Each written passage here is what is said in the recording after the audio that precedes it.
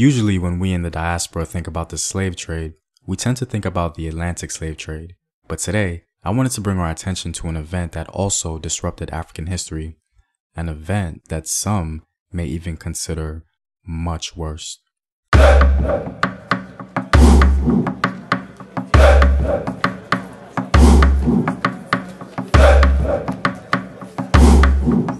What up, African world? It's Home Team here, and I'm back at it with another video of African history, culture, and worldview. And as always, if you want access to sources, courses, exclusive videos, or if you simply want to support the Home Team, you can do so on patreon.com. The link is in the description box below. The Arab slave trade began when the Arabs first invaded North Africa in the 7th century. The Arabs' first entry point into North Africa was, of course, Egypt. The general Amir ibn al-As invaded Egypt in December 639 with a humble force of 4,000 men. According to the sources, these men belonged to the Arab tribe of Ak and partly to the tribe of Gafik. The troops also included some new converts of Roman and Persian soldiers.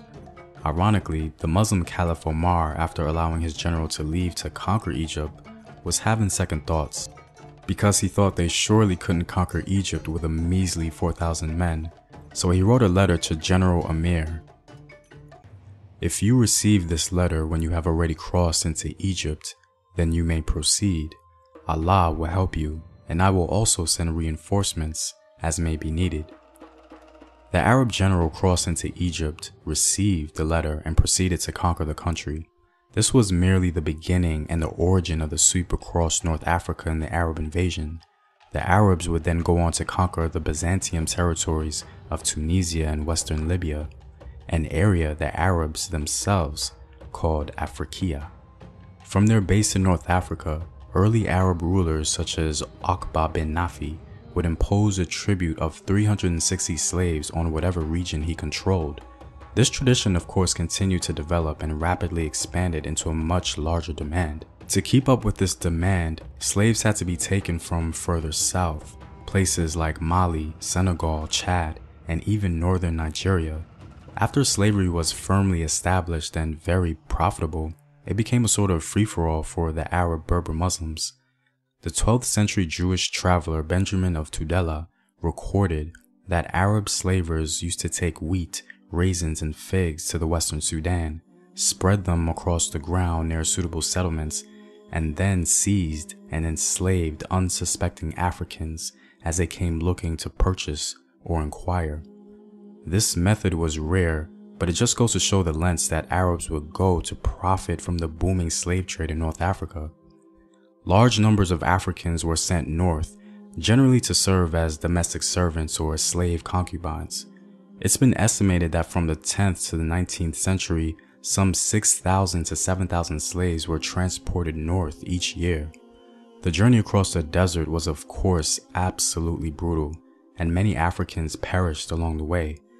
According to Henry Hamilton Johnston, who was a British explorer, he claims in his book that many slaves would be able to just reach the drinking place and then would sink down and die before the water reached their lips. Another primary source of slaves for the Arab world was on the eastern coast of Africa. This is where enslaved Africans known as the Zanj were in high demand. In general, enslaved African people were used for agriculture, labor, household help, or to be concubines or soldiers. The first direct evidence of a sizable Indian Ocean slave trade was when large numbers of East African male slaves labored on the plantations of the Abbasid Caliphate in Mesopotamia. Slaves exported by Arab traders to Southwest Asia, India, Indonesia, and China worked mainly as soldiers, concubines, and household servants. The expanse of the Arab slave trade was far-reaching. In fact, a 7th century Chinese text mentions ambassadors from Java presenting the Chinese emperor with 2 Seng Chi, or Zanj slaves, as gifts in 614.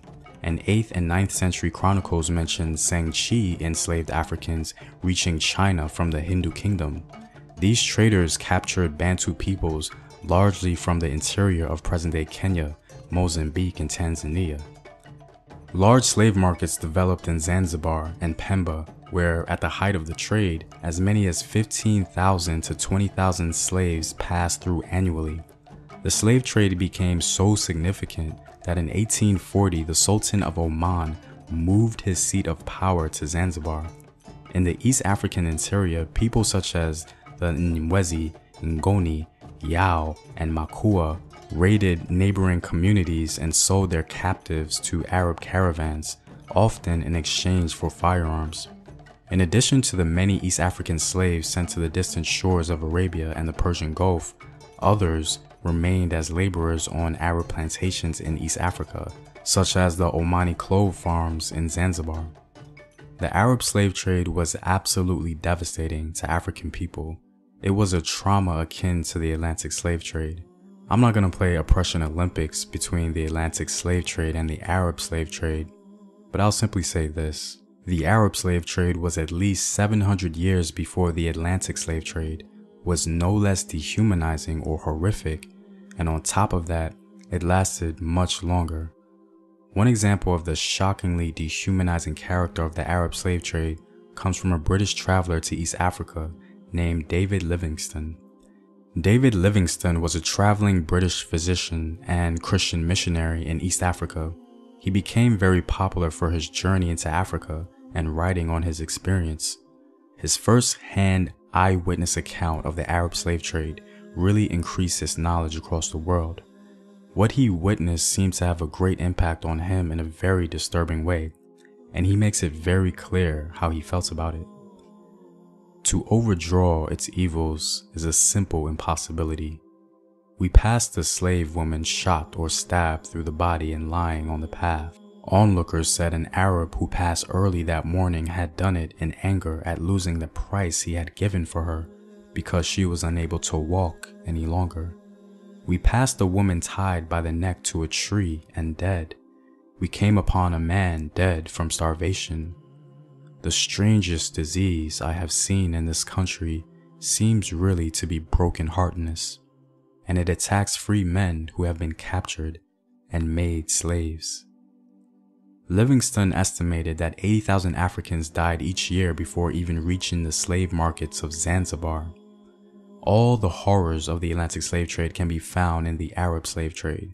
For whatever reason, the Atlantic slave trade is simply more popular. Some historians assert that as many as 17 million people were sold into slavery on the coast of the Indian Ocean, the Middle East, and North Africa, and approximately 5 million enslaved Africans were transported by Muslim slave traders via the Red Sea, Indian Ocean, and Sahara Desert to other parts of the world between 1500 and 1900.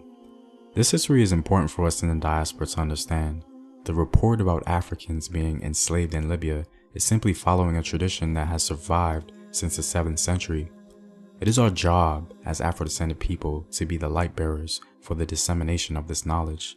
This history, so unacknowledged or simply underrepresented in the African and Arab world, is unfortunate because the terrors perpetuated upon these Africans should be remembered and never forgotten.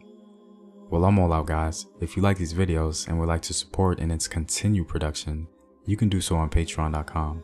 The link is in the description box below. Know thyself. Remember your ancestors. Peace.